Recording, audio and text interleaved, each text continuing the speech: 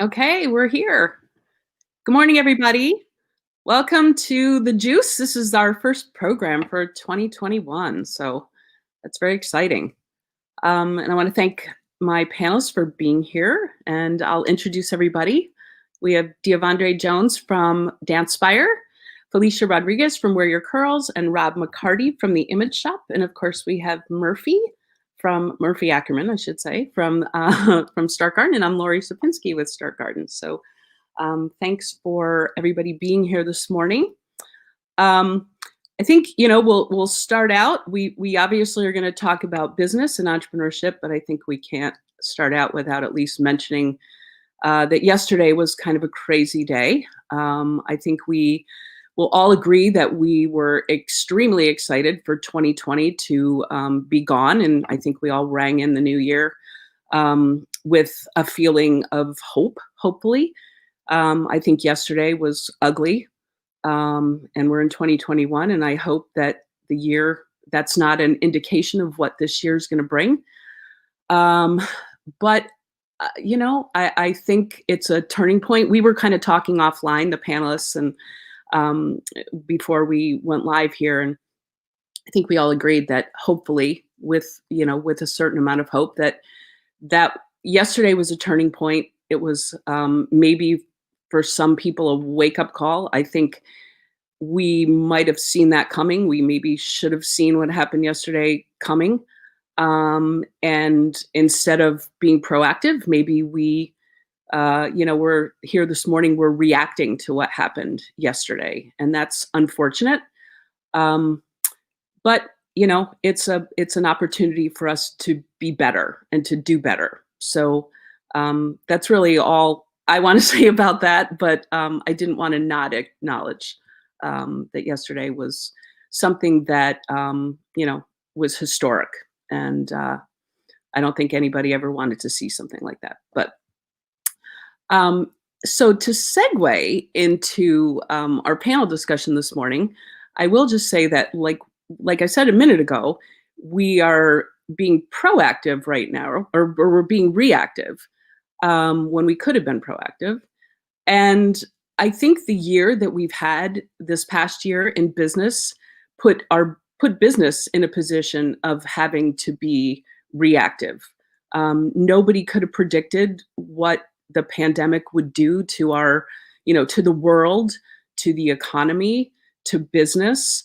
And so I think for all types of businesses, and especially for entrepreneurs, it put everybody in a position of really, in some cases, in all cases, having to think on your feet, to react to things that were outside of your control, and to try to, save your business, keep your business growing if possible.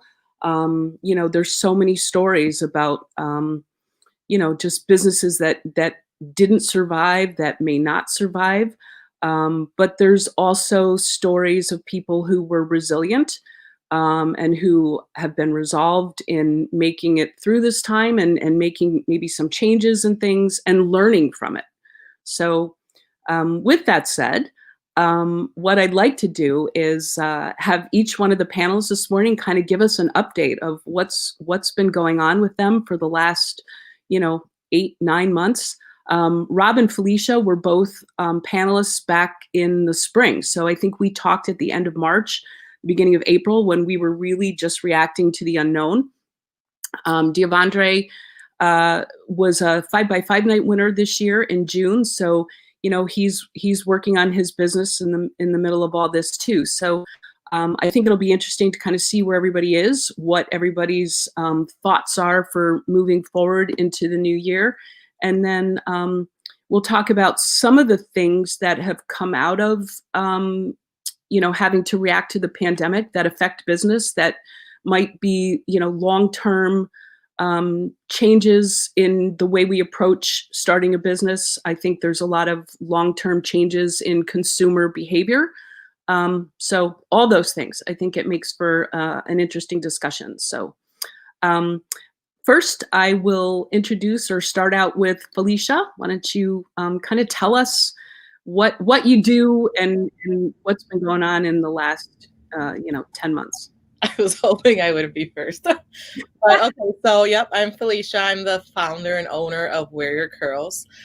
In the last 10 months, I don't think I could have expected what happened. I for sure thought sales would go down as far as online sales go. There were a couple other things that I was expecting to happen in 2020 that would bring in some revenue. Obviously, those things didn't happen. A lot of big events like trade shows and expos, and I think I mentioned that last year and how all of those were kind of postponed or just completely canceled. So a number of things happened. I ended up getting a couple more products in my store. It all started, as some or most or all of you may know, it all started with just one idea or one product, which was the curl case. And currently, I think I have about 30 different products. So that's one thing that kind of happened, where it was just like different things that and it's funny how it happens. It usually starts with something that I feel that I need, and then I get it, or I find it, or try to get it made. And then as people online, like through Instagram or Facebook, see that I post it or use it, they're like, oh, where can I get one? And then that's usually where it's like, okay, I'm going to start selling it. So that's kind of what ended up happening. So one thing that was probably the biggest thing that happened right at the end of 2020 for me was that I finally was able to get styling products in the shop. So I had a lot of tools, so like the curl case, detanglers, scalp massagers, edge control brushes, a lot of different tools to give you good curly hair days. But what was happening is a lot of people, because when you're online, you start building this audience. And once they shop from you, they want to keep buying from you. And whatever it is that they need, they want to be able to get it from just you. So a lot of people were like, oh, I need this, I need a conditioner, I need that, or what can you recommend? So I was finding that a lot of people wanted to get it from me, but I didn't have it. So I had to keep sending them to Amazon or Walgreens, CVS, wherever. So there was one particular line. Two things were happening. I was, end of 2019, beginning of 2020, I actually was looking into starting my own hair care line, which can be very intimidating. There's so much that goes into it. There's so many that already exist. A lot of people have jumped onto this whole natural hair movement. So there's so many out there, and a lot of them are so good.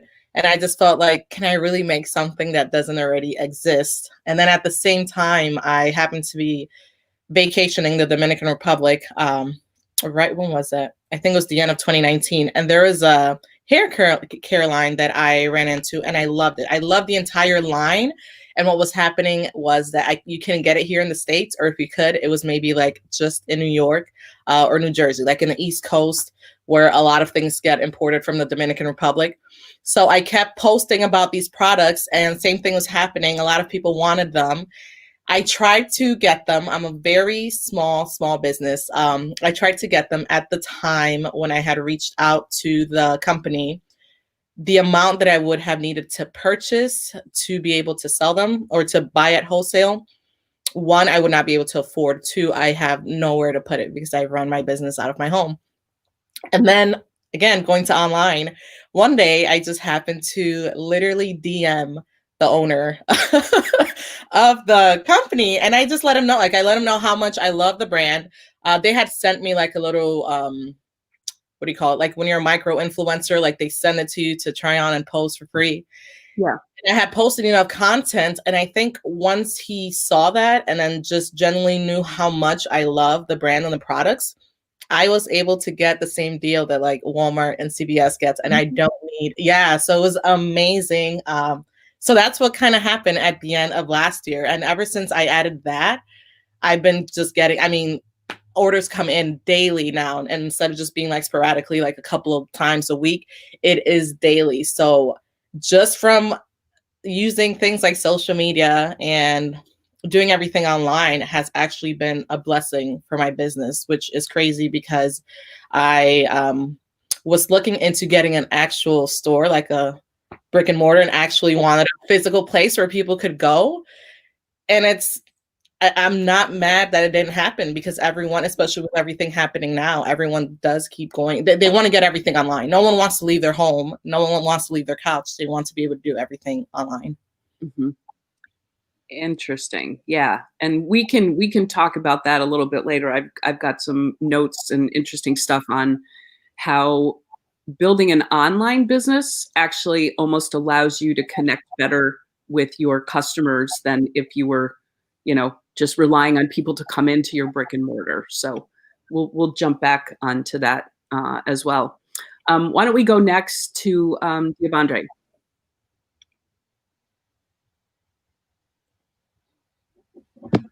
Sorry about the awkward pause. This is my, I think, first or second time using StreamYard. So good morning, everyone. Thanks, Felisha, for sharing that. That's a really cool story. And I'm super excited that you were able to get that deal. That just shows so much passion and perseverance and determination. Again, I'm Deavondre Jones. I'm the founder of DanceSpire. We basically do dance education in terms of dance classes and dance programs, right? And so when the governor put down the order, we recognized there was a pandemic coming.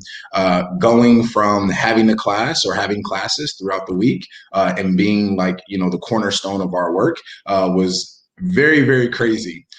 Nevertheless, I'm very big on, if I'm going to make a change, a structural change, it needs to be for longevity, and it needs to be a very permanent solution. So Zoom did not capture my attention at all. I got my team together and I said, hey, how can we make this work for the long term? So I immediately brought on a live stream guy. I literally went to Facebook like, hey, anybody know how to do live streaming? I would love to talk with you in my DMs. I talked with a few guys. There was one guy that I actually picked and, we did a lot of work. He ended up coming onto the team. Secondly, I did like 12 to 15-hour days on research on how to build out.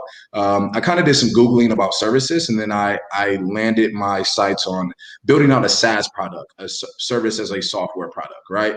Netflix, QuickBooks, all of these things are SaaS products in which you can do a lot of upfront work to create a product that is a service that people all across the world can access via internet. So since so many people can access it and it's scalable, you can charge a lower price, and the customer gets to have a high quality product for a lower amount of price as well. So it works for both the business owner and the customer. And so we set our sights out to build a SaaS product. So essentially what we did is we went from a in-person class to recording, doing a virtual class, but then we recorded this class, we sent it to the editor would chop it up, and now it became a dance tutorial for our upcoming SaaS product, which is now called DanceSpire Studios. So now we have DanceSpire Studios where you can still take our class in person or online, but now we have a programmatic platform that you can go to and you can take drop-in classes, you can take a dance program, there's more dance education. And so that was our long-term focus of a solution to, this changing structure of the business world. So DanceSpire Studios is what we actually got funded for by 5x5. So thank you guys for the funding. Very, very helpful. And so that was one of the ways we responded. And then just so recently, because you asked about the last 8 months, we've been working on new products, but going into this new year, I have a very ambitious goal. And so we added 3 new interns to the team. And so those have been probably the 2 biggest projects is transitioning, building out a long-term structural solution for that transition. And then also, as we go into the new year, bringing on new people and trying to make sure that we're building out a small semi-corporate structure that everybody is on the same page about those long-term approaches to solutions, to problems in a solution-oriented approach. So yeah, that's the best I could do. I don't want to talk too long, but that's what we've been up to for the last 8 months. That sounds great. And we'll go to Rob. Thanks. Good to see you guys, and awesome stories to hear. And there is a lot of positive. If you look from our perspective, like business marketing and branding, there's industries that have exploded over this timeline, and there are obviously industries that have been completely hampered and damaged. Some of them, at least on the business level, irreparably through this. So, you get a lot of both when you have major change like this that happens in society and the world. So for us, the beginning was firefighting.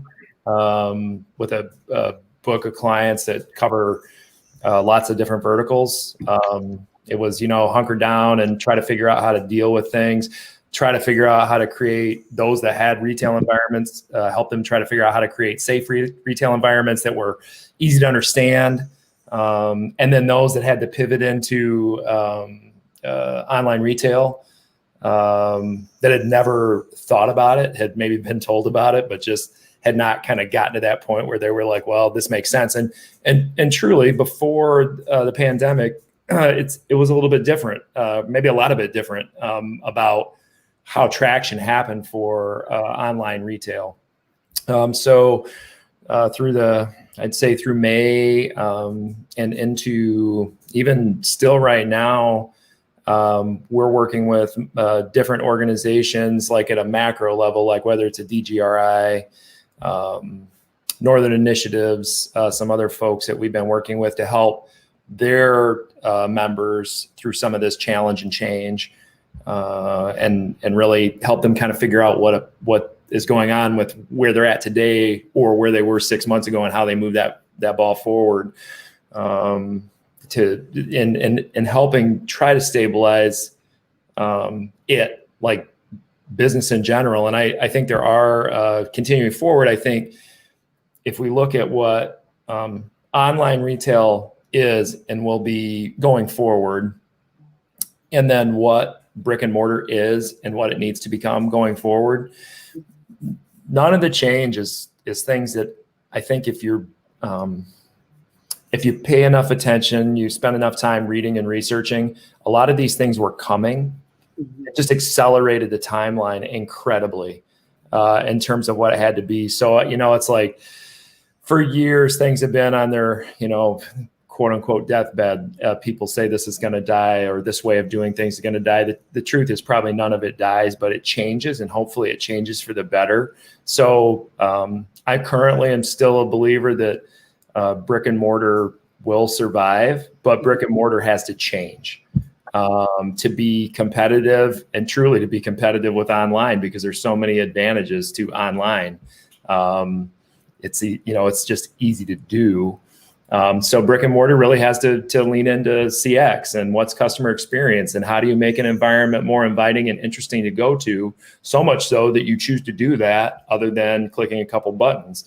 Online is how do you compete with Amazon, frankly. And obviously Felisha's got a great experience where she's able to provide product, made a deal and is able to provide product at the same price those mega retailers are. That's a huge advantage. That's awesome. Not everybody gets that luxury, or I shouldn't say luxury, but not everybody strikes that deal or gets that opportunity. And so being thoughtful and mindful about how you compete and the pressures that those big organizations can put. I mean, there's just a lot out there right now. So we spend, every day trying to help, whether it's retail to online or retail to rebuild what retail will be going forward. That's a lot of what we've been spending our time on. Yeah. And, I think it's interesting because, we're talking about retail, but then, you were talking, Rob, about things were, if we were paying attention, things were changing. I mean, online shopping, obviously, and online retail and e-commerce has been around for a while. But there were also trends like in the restaurant industry, right? So a lot of people were starting to do takeout from restaurants, and there was Grubhub and DoorDash. I mean, all those things, Uber Eats were gaining traction. Even services like doctor visits and things like that. There was, telehealth and stuff has been starting to become a trend. But now all of a sudden these trends were like necessary. I mean, this is pretty much the only way you could do a lot of these things, whether they were service oriented, whether they were retail experiences, whether they were food delivery, grocery delivery. And so if as a business you were not paying attention to those trends, they became necessities. So now I think a lot of people tried those experiences that hadn't tried them before, or maybe, hadn't thought they would ever, would never do a virtual doctor visit. But suddenly it's like, wow, that wasn't so bad. That was actually really convenient. So I think, Rob, the interesting thing now will be to see how consumer behavior changes as things, as we get a vaccine, as the world becomes, a little bit more, I don't want to say normal. I hate that word now, but as we kind of go back to an environment where it's okay for people to interact, how are people going to react to that in reality? Because they've experienced a lot of the online opportunities that might actually be, more convenient. So I think it's really interesting. I know that I read an article by the U.S. Chamber of Commerce that said that 70 e-commerce has gone up 76% in the year 2020. So I mean, that's amazing. And so what transpires after that will be really interesting. But I think one of the other things I'd like to talk about, and Rob, you just brought this up, was now how do you make that on? So there's an online experience, and then there is the in-person experience. So let's talk a little bit about the difference between the two. I mean, Deavondre, you've got classes that clearly people, come to the class and they interact, and part of the fun of a class is being with other people. Part of a retail environment, a brick and mortar, is you're in a store, you're with people, you're touching, you're feeling the product, so let's talk a little bit about the differences between those two, and what do you think the experiences are like for each of those? Anybody can jump in.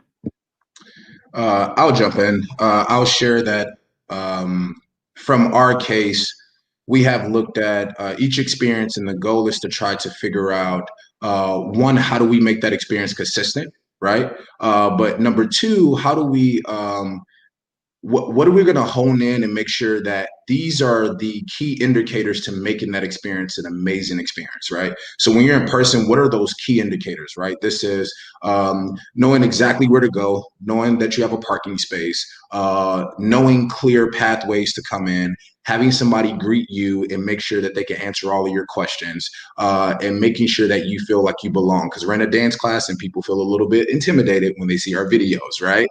So a welcoming nature, and then the teacher quality, and then after class experience, right? So that's our 7 indicators, right? And then online you have the other thing, right? You have what's the word I'm looking for? The quality control. Once I pay this money, am I going to enjoy this product, right? So can they get a preview of it? Can they get some type of, pre-experience, right? Once they get it, can they control the experience? Can they pause it? Can they rewind? Because we're dancing, can they see it from the front and the back, right? So that's how we've been approaching it, right? Trying to determine what are the key indicators of experience, and then how do we make that consistent across the board? Now that process is not perfect right now. It's going to take a really long time to get it perfect, and it's probably going to change over time. But those have been some of the focus and challenges that we've had in trying to deliver a 2-part experience for 2 different audiences, Yeah, no, I totally get that. That's interesting. You just said, can you see it from the front and the back? I didn't even think about that. When you're in a class in person, you get this multi-dimensional. Yeah, you have the, so when we're dancing, sometimes people want to see it from the front because they want to see what does it look like, but then they want to see it from the back because they're sure that their right arm and their left arm is doing the exact same things that the other one is. And so it's just the details of your target audience and knowing the ethos and the, anticipating the needs of that audience. Right. And Felisha, I mean, when you started your business, you clearly started yours to be an online business, but I mean, with the goal, I think you said, of having that retail experience, brick and mortar down the road. And now, I mean, are you still thinking that that's something you want, or are you okay with the online? I think I'm okay with the online. Yeah. But I think I can't shake that off, that I just always wanted that, a place where everyone can go. And it's just because of what I had planned with it. It's not just like a hair or beauty supply store that you just go and buy products. There was many different components that was going to be part of what Wear Your Curls was, especially here in Grand Rapids. So I think that I'm always going to want that and desire it. But I'm not like heartbroken that it's not going to happen yet. If anything, it just gives me, more time to plan it well and know exactly what I want to do and take advantage of, I don't know. There's so many different things that could happen. For instance, prices for leasing a place may decrease drastically because of so many businesses, not being able to survive what's happened with COVID. It may be something that locally or nationally, I don't know, they might throw out there as far as like lowering the prices to promote or to get people to kind of go back to doing that and not just solely shifting to online. So I'm always thinking about all of that, but I'm okay with it being online. But now I have to figure out how to do different things online. There's, for example, I think the main thing that always happens when someone is looking for hair products for curly or natural hair, one, they want to be able to see it. They want to be able to try it.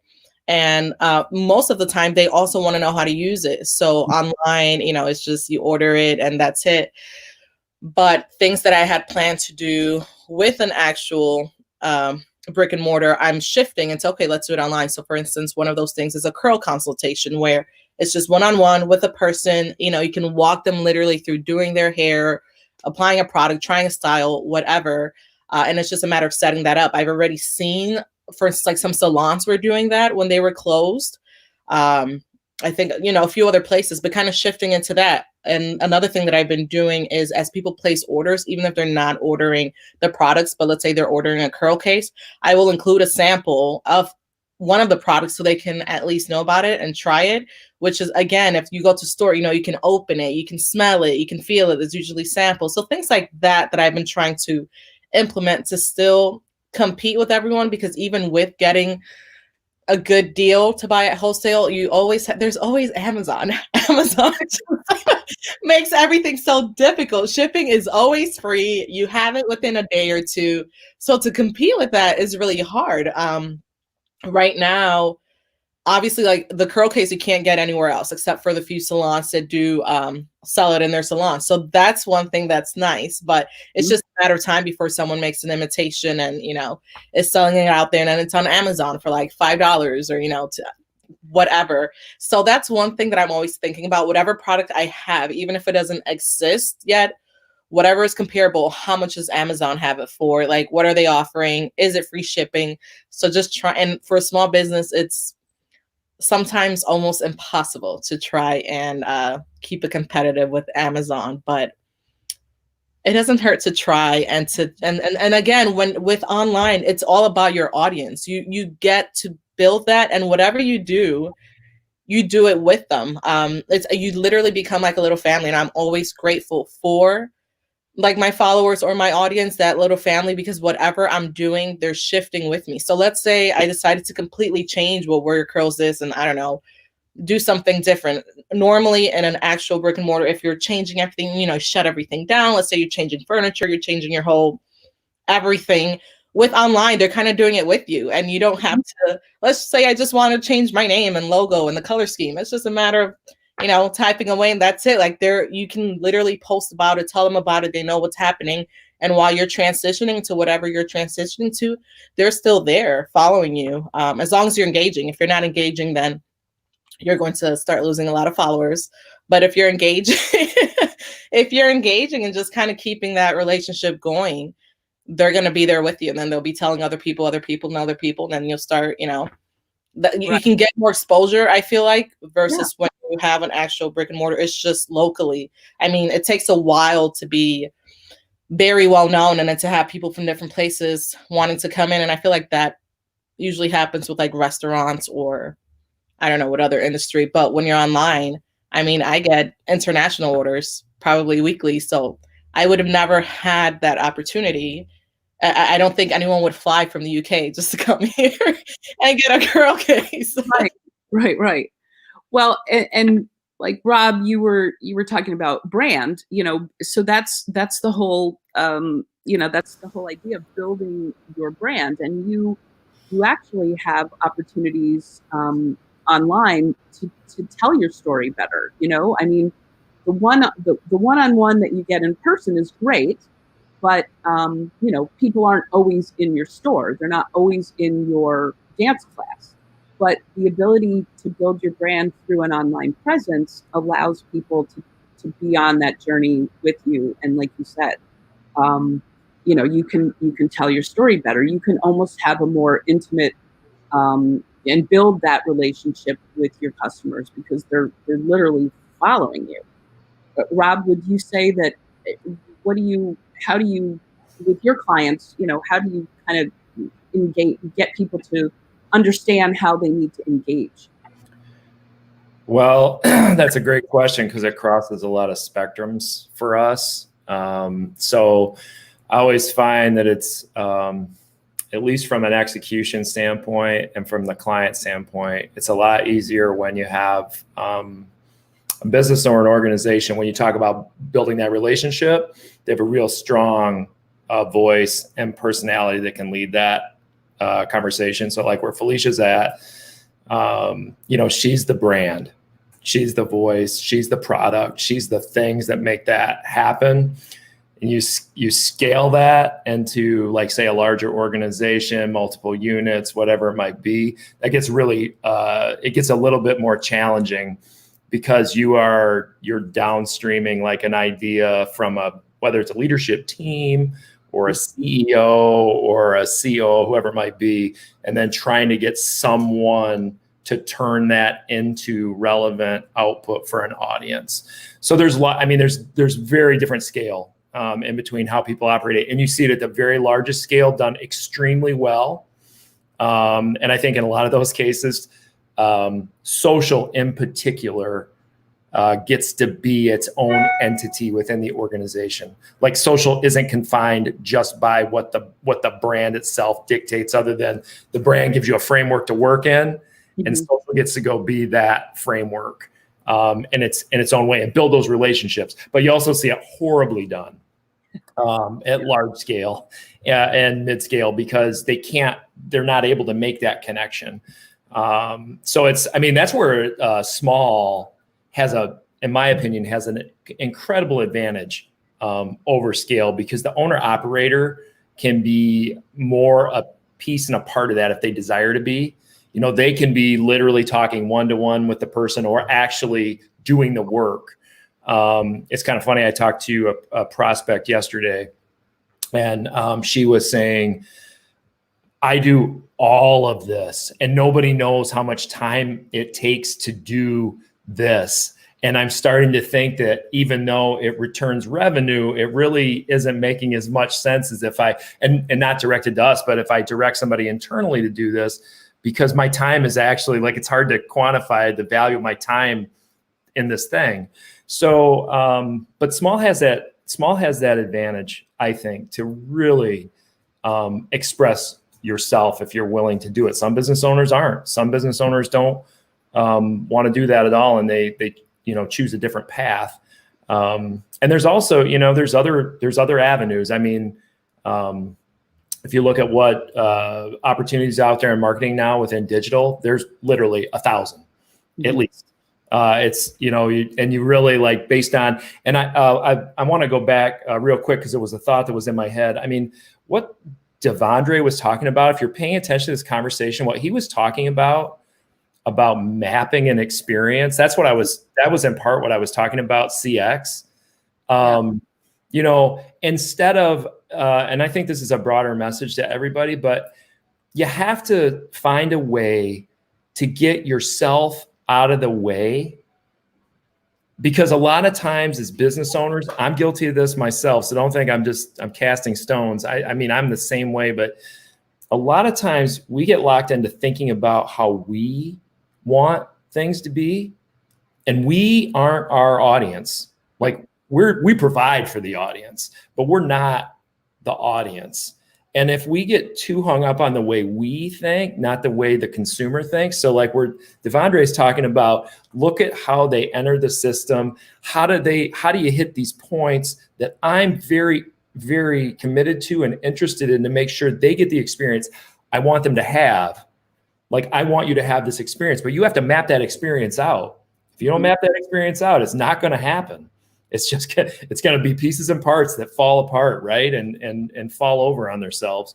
So I think that was if you're taking notes or paying attention, that's a really, really important point, regardless of whether it's digital or, three-dimensional brick and mortar facing. So I'm sorry I deviated from your question really, but I felt like that was such an important comment made that it was worth kind of dialing in on. No, absolutely. And I think Deavondre, you want to speak on that. Go ahead. Yeah. Rob, thanks for bringing that up, man, because I do think that's a huge point, and I'm very big on like trying to bring as much value as possible. So I want to double down on that really quick.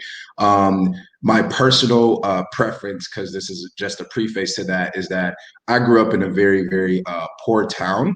And so I was always watching people, and I saw a lot of small business owners, and I realized that their biggest mistake as an owner operator was that they never got it their own way.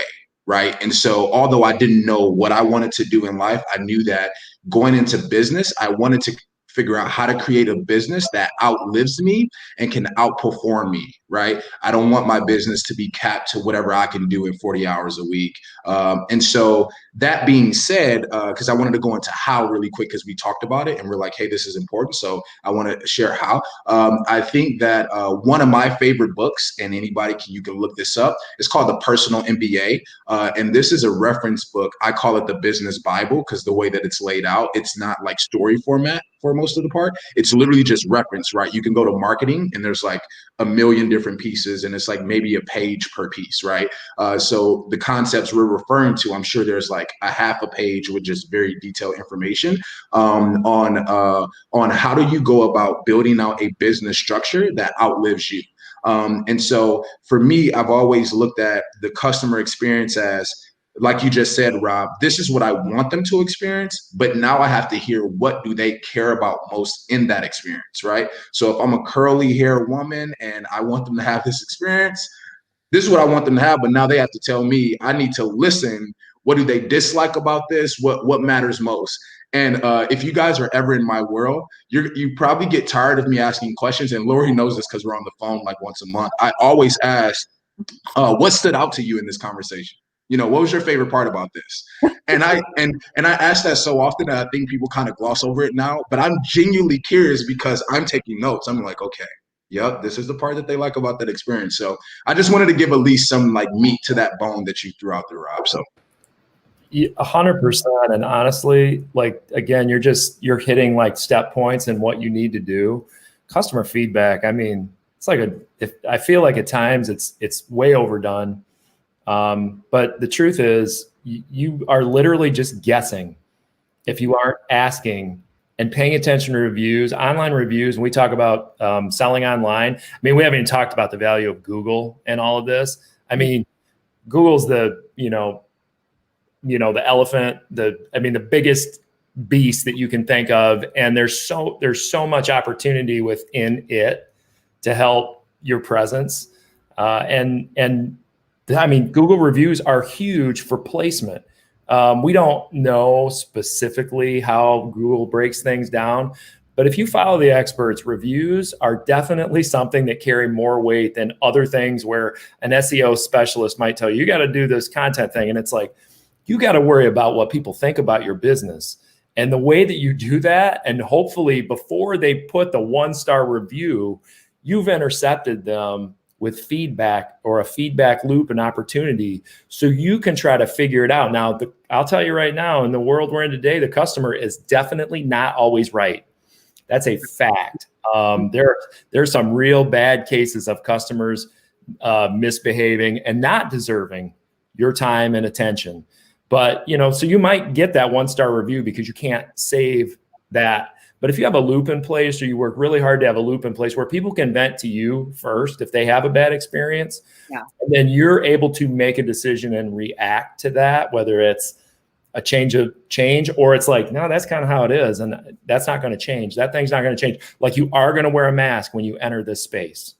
That's a big one right now. Like, people have been hammered in reviews over, take your political and put it right in there. And it's like, oh, and then you get a 1-star review, and you get it on Facebook, and you get a nasty comment on Facebook and Instagram, and you get whatever you get, and you have your standards. But focusing on that part of the process, and again, back to what Deavondre is saying, it's like, this is really important stuff.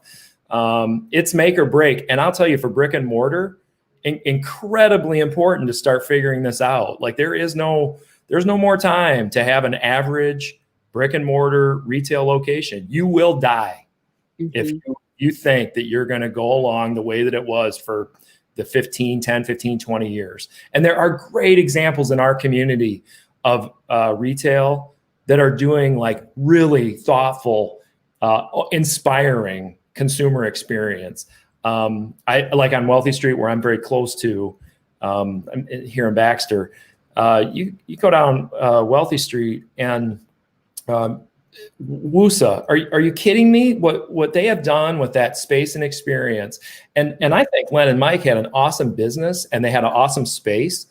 And what Woosa has done is exploded the opportunity of that space by putting in the coffee company, by having a really thoughtful, interesting. I encourage everybody, if you have the chance, if you haven't done it, go check it out. It's busy. Even now, they've been busy throughout COVID and post-holiday. I walk by almost every day just walking, and I'm always shocked. I'm like, yeah, retail's not dead. Retail just has to be done better. Right. Art of the table, same way, and there's a lot of opportunities out there, and you can learn this stuff just by going out and experiencing it and talking to those business owners that are doing it well. We tend to have a very sharing, open business community. And people will talk to you, and there's business organizations belong to and all that kind of stuff. But there's a lot of opportunity out there for everybody, and we just have to focus on that. Right. Well, and I mean, what you're saying is true. I mean, there's other opportunities now. I mean, online has given us other ways to do business and ways to have experiences. And, in order for us to get in our car or go walk or go do something outside of the comfort of our environment now, it has to be something that's worth it. I can clothing shop online. Why do I need to go in a store? But there's also something really nice about going into a nice retail environment or a restaurant. Why do takeout when you can go sit and have that in-house experience? Why go to a dance class when you can do it, from the comfort of your own home and nobody's looking at you? But it is about the difference in those experiences. I think one of the things that was interesting that I was reading was that, and again, it's experience, but it's also how you do that experience online. The article was talking about closing your sale, like how do you do that? How do you make sure you close the sale when you're online?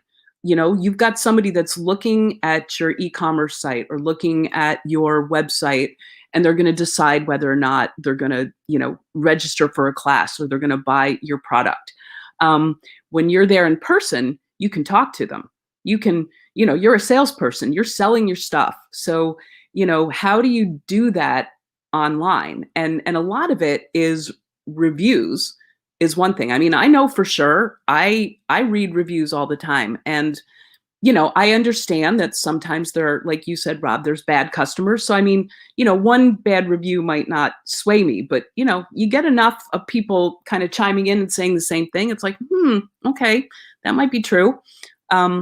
So yeah, it's really interesting. And I think it's how you build those steps and create that experience. Deavondre, you wanted to say something?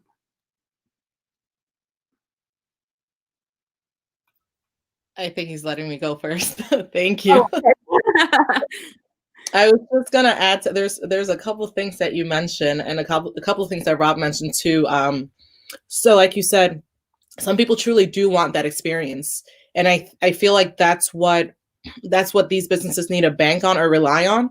But at this day and age, yes, pretty much everyone and anyone does still need an online presence, because like you said, is these reviews will kill you or they will make you very successful. I myself, even if I'm going to go eat somewhere, I literally will Yelp everything, because if it doesn't have a good review, it's like, do I want to waste my time? Do I want to waste my money? Everyone's about time and money. Those are the two things you can never get back. I mean, if you return something, I suppose, but generally speaking. But the other thing that you mentioned, and now I forgot where I was going to go with this. There was something that you said. How do you about closing a sale online? So one thing that I have on my website, and there's so much out there that's actually free, and you just don't know until someone tells you or you talk to someone else about it. But on my website, as soon as someone goes online, there's like a little chat function, and it's actually me. I don't know if people know it, but it's actually me. So whether I'm at work, because I do work 8 to 5, I have 2, 3, I don't even know how many jobs I have, but I do have a full-time job as well as my full-time business, and then other side hustles that I've done. But it's literally me on my phone. As soon as they're online, I see it. I see what they're looking at. I see where they're checking. I see if they're reading one of my blogs. So I feel like implementing something like that might be helpful as far as being able to not only start a sale but close it, because people will have questions, and that's usually the advantage to a brick and mortar, is that they can ask all of the questions and keep getting responses. So I would just suggest, if you have a website, even if it's a simple one, and these days there's so many different websites that actually makes it quite easy to make your own website without knowing anything about web development. But if you don't have that little function, I feel like it'll be really hard, because someone could just go online. They don't either find what they're looking for, they don't understand it, or maybe your website might not be as user-friendly. But if you just have that little option where that little chat comes up and you can talk to them or guide them or let them know where to click, or, answer whatever questions they have, that may be quite helpful as far as being able to close a sale. So let me just ask you this. I've been on websites before, shopping or browsing or whatever, and that a little box comes up and says, "Hey, I see your, can I help you with anything?" And I have to admit, there's times when I'm like, "Oh, I was just looking." It's like when you go in a store, you go and the salesperson comes up and says, "Can I help you?" And you're like, "No, I'm just looking." Yeah. So is that what comes up, like a little box? And do you reach out to people like right away? I don't reach out right away. So it comes up immediately. Like if you go on my website, it comes up, it kind of just says, and I think I use my middle name. So it doesn't just like it look like there's more people behind Warrior Girls, not just one. So right now I do have like my sister, I've been putting a lot more on my sister and kind of like fully brought her on as an employee now. So that's been pretty cool. And so I'm trying to phase out a little bit or make it more balanced where it's both of us, which has been funny because sometimes people don't know. I don't think we look alike, but apparently everyone thinks we're the same person. So she will post something and then they're like, "Oh, this." And I'm like, this is so awkward. I don't know how to tell them that wasn't me. But yeah, so they get that little thing does come up, and unless they respond to it, I don't interact. So it's already coming up saying, "Hey, do you have any questions? How can we help you? What are you looking for?" And it gives them the option to close it. And I'm one of those people. When I'm shopping, I know what I'm looking for. Leave me alone. Back off. Like, please don't. I'm going to give you my money if you just leave me alone. That's just me. That's the shopping experience I tend to like. And I know online it's the same thing. It's like, who just wants someone there? So if they don't engage, I don't engage. They can close it. It goes down. But as soon as they start typing, I'm already getting a notification. So depending what I'm doing, if I can't answer it, then I have my sister answering it. But it's someone that actually represents the brand. And because it does give you the option to outsource it. I'm not there yet. I didn't want that because I feel, again, having that personal relationship is what drives my business at this point. Right. Yeah. So Felisha, thanks so much for sharing. That was awesome. I'm very, very, I would love to know your function for your chat. So, but I want to go back really quick. Laurie shared this, Rob shared this. We were talking about how do you close a sale? We were talking about how do you build out a great experience? We were talking about just marketing in general. So there's two principles I want to share really quick, because I'm always like, how do we bring value, right? I don't know who's watching. One of the things that I really, really love to talk about, and this is going to go into sales, marketing, and customer experience, is that I think a lot of times when we think about business, many people think of it as a educational journey. We think activity, right? So we say business, oh, I have to do this and I have to do this and I have to do this. And I think that especially when we're talking about marketing, you want to focus on attention over activity.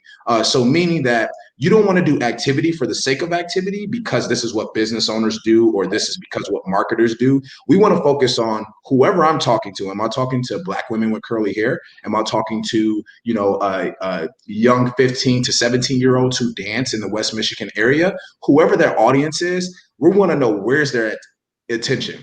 Right? Are they on, TikTok? Are they on Facebook? Are their moms on Facebook? Whatever.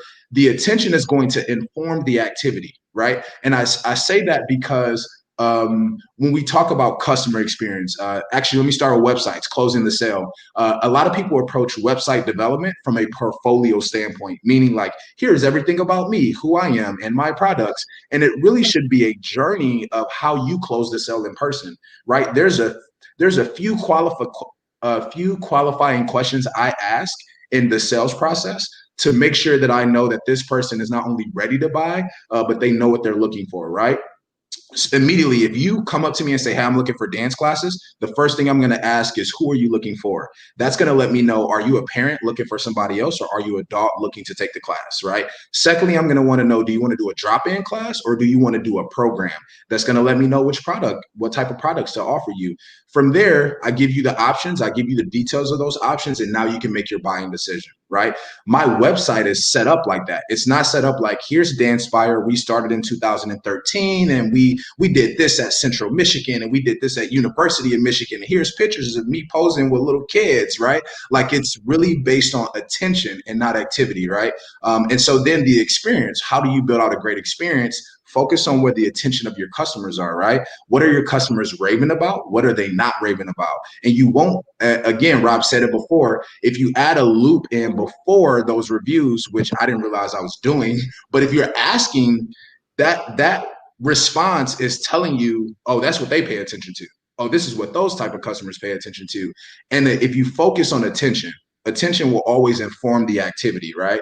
And so I think that's how you close the sale, right? I think that's how you build out a great customer experience, is that you're focused on the attention of your target audience. You're not focused on, yes, Google is going to come up with some great insights. Zuckerberg and the Facebook team are going to come up with some great insights, but we're not trying to sell to everybody. We're only trying to sell to our target audience, and we care about what they're doing and what they're paying attention to. So just wanted to share that.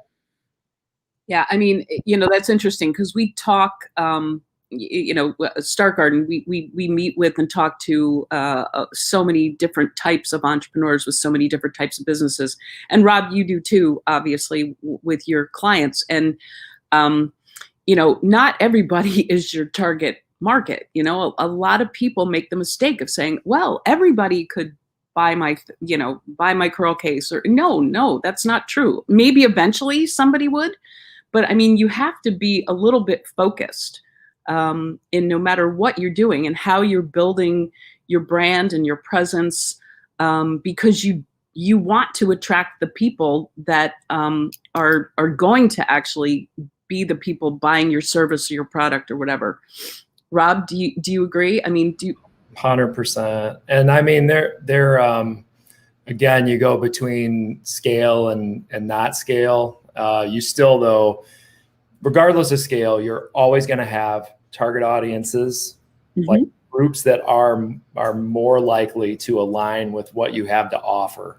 And so knowing who they are, and the bigger you get, the more important data becomes, like outside source data, and to be able to look at like where, like, like our target audience, say it's 17 to 24, you already know there's certain platforms that they reside in, but then there's also things beyond that. And you have to start looking at that data and saying, okay, where do they live? Right? Because my 18 to 24, their parents or their lifestyle is this way, and I'm in the wrong place. Like they're not around this place. They're over there. So scale can provide some of those challenges, and there's tools. That's the biggest thing, is everything we're talking about, there's answers to all of this. And it's more about dialing in on, I need to focus on this thing, right? My audience. That's the thing. Once you understand that, and then I've been telling people, I mean, there are literally hundreds of millions of people in the United States. If you are passionate about what you are doing and you are delivering something that is wanted, maybe there's 10, 15, 20 million people in the US who fit your profile, and they're all not going to want your product, but you worry about the ones that want what you have to offer. And that's where it's at. And then once you dial into them, then you can worry about the other 9 million, 9.5, 9.9 million. You can worry about them after you figure out, because your core can carry you a long way once you build the relationship with them. But you got to figure that out first. And I think everything that's been said is right on point. Yeah. I want to add just to that, in case anyone's watching and any of those watching are, maybe we're thinking about it, but they're like, I can't, like, there's no way, there's just so much that goes with it. One thing I'll mention, I was never planning on starting a business. Everything that happened just happened. I had no plan. I didn't know what to do. 2, the internet will be your best friend. You can find and figure out how to do anything and almost everything on YouTube or some other source through Google. And 3, just like Rob was mentioning, if you focus, there's this thing, and I can't remember who it was that said it, but the saying is everybody eats, like everybody can eat. You may think, oh, this already exists. There's no point. Why should I do it? Why should I try it? Someone does something similar. Someone does this.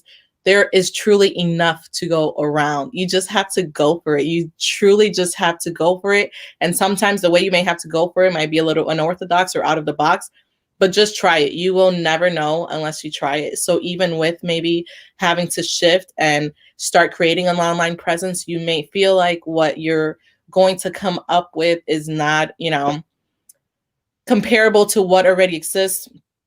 You just have to try it. Once you have your little family, your little group that's already, engaged with you, and that's already part of your business or your customers, your clientele, they will help you out.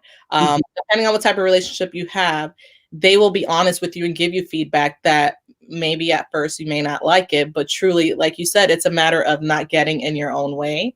But that's just the only thing that I wanted to add, is really just go for it, try it, and don't let the thought of there's so many out there that already exist keep you from going for it, because you might just have that one little thing that's going to make it different, that's going to attract part of that other 9 million to you that maybe they didn't go to someone else. Well, and that's what I was, you just said. You have to focus, and we say this all the time. You have to focus on what sets you apart. Like, what is it about your business, your product, your service that makes you different? Because there's always competitors. There's always somebody doing something exactly the same as you or something really, really similar. And so what is it about you? And a part of it is, how you frame up your product or your service, but it's your brand, it's the experience. It just is. People make choices based on, how things make you feel. That's, I think, what people need to think about when you're getting ready to start a business. You can jump in with, and not know what you're doing, but you do kind of have to think through that experience. And I think, we can all learn a lesson from, Deavondre, like being so, and he was talking about, we talk monthly, and we do. And I marvel, and I tell him this all the time. He's so very focused on that, on the experience, the process, and it's amazing. I mean, it's helping him, propel his business into places that he might not ever have done without thinking those things through. So it's after 11, and I feel like we could just go on and on. This is a great topic. I think it's really, it's fascinating. I mean, it kind of morphed from online into more about that customer experience. So I'm thinking maybe